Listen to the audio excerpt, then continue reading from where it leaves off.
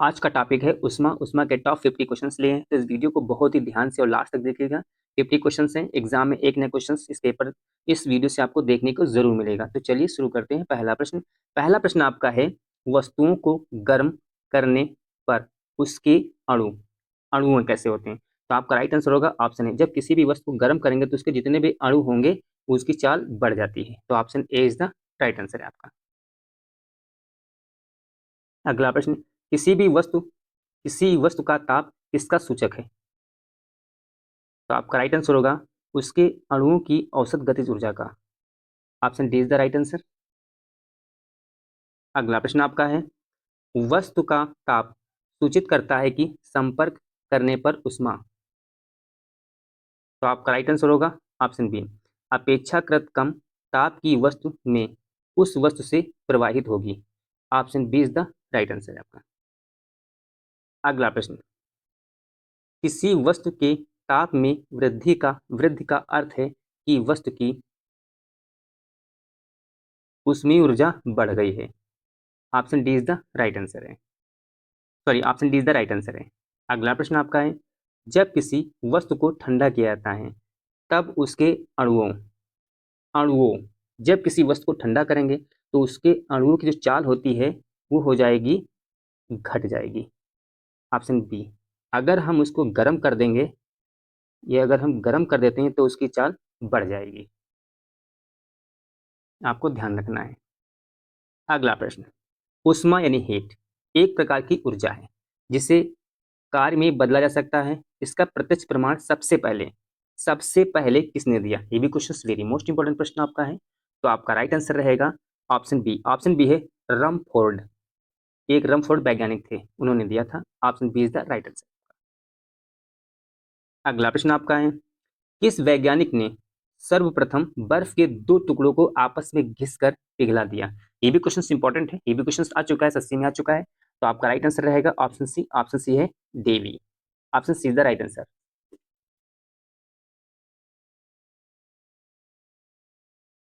अगला प्रश्न आपका है, जब कभी जब कभी कार्य उष्मा में बदलता है या उष्मा कार्य में बदलती है तो किए गए कार्य व उष्मा उत्पन्न का अनुपात एक स्थिरांक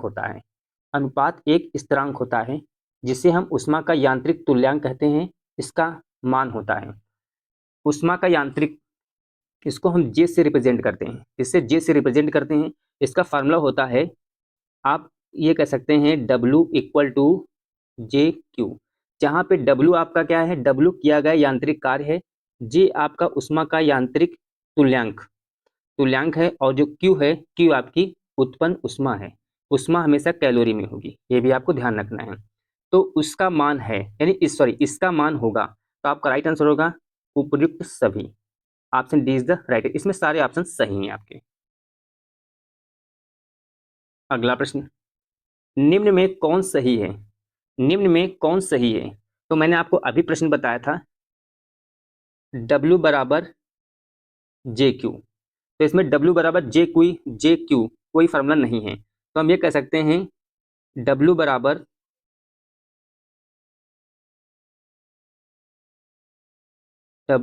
अगर हम J को इधर ले आते हैं तो Q बन सकता है हमारा, यानी ये option A is the right answer है। आप ध्यान रखिएगा, option A is the right answer है आपका। अगला प्रश्न, जब कुछ पानी का लगातार मंथन किया जाता है तब उसका ताप बढ़ जाता है। मंथन मतलब मथा जाता है। ऐसा क्रिया इस क्रिया में क्या होता है? ये प्रश्न पूछा है। तो आपका राइट आंसर होगा यांत्रिक ऊर्जा जो होती है रूपांतरण उष्मीय ऊर्जा में होती है। यांत्रिक जो क्रिया होती है उष्मीय रूपांतरण में हो जाती है। तो option C is the right answer. बोलते हैं जब कुछ पानी को लगातार मंथन किया जाता है, यानी घुमाया जाता है, ऐसे ऐसे राउंड में घुमाया जाता है, तो उष्मीय ऊर्जा यानी यांत्रिक ऊर्जा को उष्मीय ऊर्जा में कन्वर्ट यानी हो जाती है, मतलब रूपांतरण उसका हो जाता है। Option C is the right answer है आपका। क्वेश्चंस मैंने जितने लिए वेरी मोस्ट इंपॉर्टेंट प्रश्न आपका है, तो वीडियो को बहुत ही ध्यान से देखिएगा। अगर वीडियो अच्छी लगे तो चैनल को सब्सक्राइब जरूर कर दीजिएगा। अगला प्रश्न, वाष्प वाष्प इंजन में उबलते हुए जल का तापमान किस कारण से उच्च हो जाता है? ये भी क्वेश्चंस बहुत इंपॉर्टेंट है। तो आपका राइट आंसर क्या रहेगा? ऑप्शन सी, बॉयलर के अंदर उच्च दाब होता है। बॉयलर बॉयलर बॉयलर के अंदर उच्च दाब होता है, उसके कारण उसका ताप उच्च हो जाता है, यानी option C is the right answer है आपका। अगला प्रश्न आपका वेरी मोस्ट इंपॉर्टेंट है। शीतकाल हीट ठंड में शीतकाल में हैंडपंप का पानी गर्म होता है क्योंकि, ऐसे प्रश्न एग्जाम में बहुत पूछता है, वेरी मोस्ट इंपॉर्टेंट प्रश्न है ये सब। तो आपका राइट आंसर ये रहेगा, पृथ्वी के भीतर तापमान वायुमंडल के तापमान से अधिक होता है। तो option B is the right answer है आपका। क्वेश्चन बहुत इंपॉर्टेंट है, एग्जाम में अक्सर ऐसे प्रश्न जरूर पूछता है, तो आप इसको भी नोट डाउन कर लीजिएगा। अगला प्रश्न, अगला प्रश्न, एसआई सिस्टम में तापमान की इकाई, ऐसे प्रश्न बहुत पूछता है, एसआई सिस्टम में तापमान की इकाई क्या है, ये क्वेश्चन पूछा जाता है। तो आपका right answer kelvin, option A is the right answer है।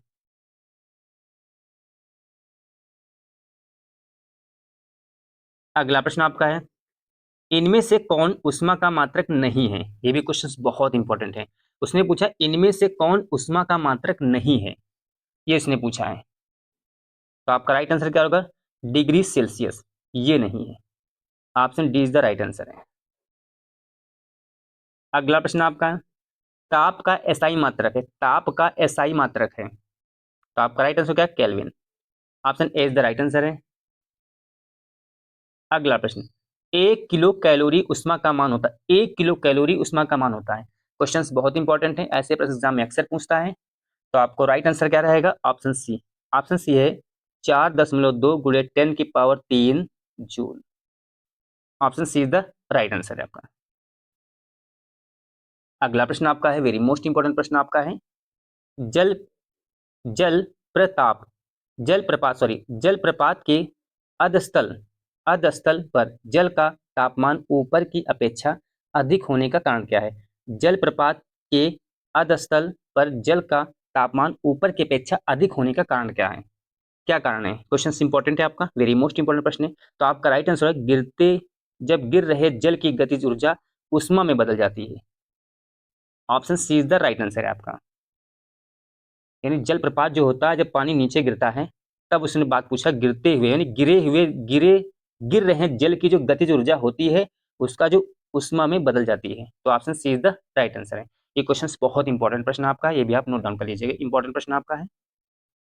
अगला प्रश्न, अगला प्रश्न है, गर्मियों में ताप 46 डिग्री हो जाने पर भी ऊंट गर्मी से राहत महसूस करता है, ये भी क्वेश्चन बहुत इंपॉर्टेंट प्रश्न आपका है, ऐसा क्यों होता है। तो आपका राइट आंसर ये रहता है, अपने शरीर के ताप को 42 डिग्री तक बढ़ाकर, option B is the right answer है आपका। अगला प्रश्न आपका वेरी मोस्ट इंपॉर्टेंट प्रश्न आपका है, बर्फ का दाब बढ़ाने पर उसका गलनांक क्या होगा, बर्फ का बर्फ पर दाब बढ़ाने पर उसका गलनांक क्या होगा, ये क्वेश्चन बहुत इंपॉर्टेंट है। तो आपका राइट आंसर घट जाएगा, ये क्वेश्चन ऐसे क्वेश्चन बहुत पूछता है, option A is the right answer. अगर आपको वीडियो अच्छी लग रही है तो चैनल को सब्सक्राइब कीजिएगा, वीडियो को भी लाइक कर दीजिएगा।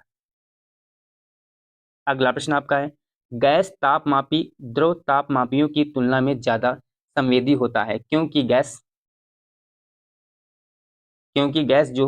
का जो प्रसार गुणांक अधिक होता है, गैस का प्रसार गुणांक क्या होता है, अधिक होता है, इसलिए। अगला प्रश्न आपका है, ताप युग्म तापमापी थर्मोकपल थर्मोमीटर का सिद्धांत किस सिद्धांत पे आधारित है, ये भी क्वेश्चन बहुत इंपॉर्टेंट है, ये भी क्वेश्चन कई बार पूछा गया। तो आपका राइट आंसर होगा सीबेक के प्रभाव पर, ये भी क्वेश्चन बहुत इंपॉर्टेंट है, option A is the right answer, Seebeck के प्रभाव पर। अगला प्रश्न आपका है, अत्यधिक ऊंचे तापों की माप की जाती है, ये भी क्वेश्चन बहुत इंपॉर्टेंट, ये भी क्वेश्चन कई बार पूछा गया है। तो आपका राइट आंसर होगा पूर्ण पूर्ण विकिरण उच्च तापमापी पूर्ण विकिरण उच्च तापमापी द्वारा किया जाता है। अगला प्रश्न है, अत्यधिक ऊंचे तापों का माप किया की जाती है, अत्यधिक ऊंचे ताप होते हैं, तापों की माप की जाती है, ये भी क्वेश्चन इंपॉर्टेंट है। तो आपका राइट आंसर रहेगा ऑप्शन सी, पूर्ण विकिरण उत्तापमापी द्वारा, option C is the right answer है। अगला प्रश्न आपका है, पूर्ण विकिरण उत्तापमापी पूर्ण विकिरण उत्तापमापी किस सिद्धांत पे आधारित है, टोटल रेडिएशन पैरोमीटर किस सिद्धांत पर आधारित है, ये भी क्वेश्चन बहुत इंपॉर्टेंट है, ये भी क्वेश्चन कई बार पूछा गया, तो आपका राइट आंसर होगा स्टीफन के नियम पर। Option see the right answer है आपका। अगला प्रश्न, दूर की वस्तुओं जैसे सूर्य आदि का ताप किस तापमापी के द्वारा मापा जाता है? ये भी क्वेश्चन बहुत इंपॉर्टेंट प्रश्न आपका है, तो आपका राइट आंसर होगा पूर्ण विकिरण को तापमापी द्वारा। Option C is the right answer है आपका। अगला प्रश्न, ठंडे देशों में पारा के स्थान पर एल्कोहल को तापमापी द्रव के रूप में वरीयता दी जाती है, क्योंकि एल्कोहल का द्रवांक द्रवांक निम्नतर होता है। एल्कोहल का जो द्रवांक निम्नतर होता है, option A is the right answer है। अगला प्रश्न, विकिरण विकिरण पायरोमीटर से कितना तापक्रम नापा जा सकता है? ये क्वेश्चन बहुत इंपॉर्टेंट है। विकिरण पायरोमीटर से कितना तापक्रम नापा जा सकता है, क्वेश्चन इंपॉर्टेंट है आपका। तो आपका राइट आंसर होगा 800 डिग्री से ऊपर। Option D is the right answer है आपका। अगला प्रश्न, थर्मोकपल थर्मोकपल ताप युग्मक द्वारा बनाया जाता है। ये भी क्वेश्चन बहुत इंपॉर्टेंट है, तो आपका राइट आंसर रहेगा ऑप्शन सी, दो आदर्श धातुओं द्वारा। Option see the right answer.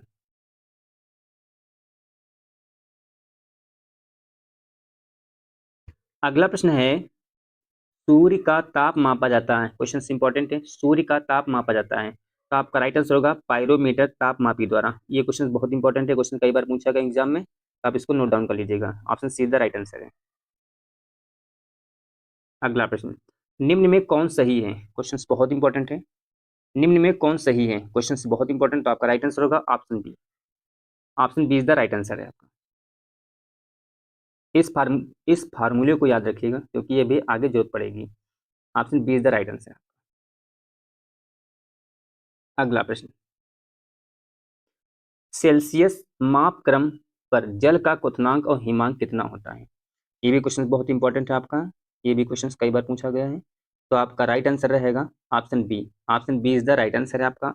100 degree, 100 degree और 0 degree. Option B is the right answer है आपका। यानी क्वथनांक 100 डिग्री होता है और हिमांक उसका 0 डिग्री होता है। अगला प्रश्न, अगला प्रश्न वेरी मोस्ट इंपॉर्टेंट प्रश्न आपका है। ये भी क्वेश्चन आपका बहुत इंपॉर्टेंट है। पूछा है कि ताप के सेल्सियस पैमाने पे परम शून्य ताप होता है, तो आपका राइट आंसर होगा -273 degree. Option D is the right answer. Important है प्रश्न ये। अगला प्रश्न, केल्विन मान से मानव शरीर का सामान्य ताप होता है। ये भी क्वेश्चन बहुत इंपॉर्टेंट है, तो आपका राइट आंसर होगा 310। Option D is the right answer आपका। अगला प्रश्न आपका है, कौन सा तापमान सेंटीग्रेड और फ़ारेनहाइट दोनों माप क्रमों में एक समान है?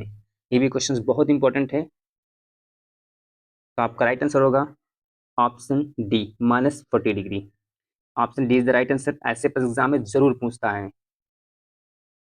अगला प्रश्न, न्यूनतम संभव ताप है, न्यूनतम संभव ताप है, तो आपका राइट आंसर रहेगा ऑप्शन ए, -273 डिग्री। अगला प्रश्न आपका है जो वेरी मोस्ट इंपॉर्टेंट प्रश्न आपका है।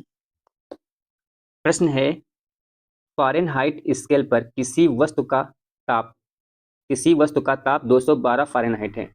सेल्सियस पैमाने पर उस वस्तु का ताप होगा, उसने सेल्सियस पैमाने पर उस वस्तु का ताप होगा, प्रश्न उसने ये पूछा है।